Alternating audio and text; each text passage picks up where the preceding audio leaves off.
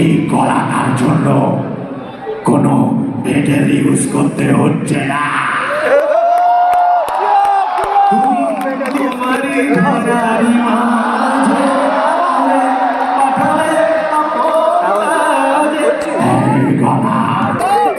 এটা কিন্তু ম্যাজিক নয়, এটা মানুষের ক্ষমতা, এটা বাংলা রকের ক্ষমতা, এটা কলকাতার ক্ষমতা।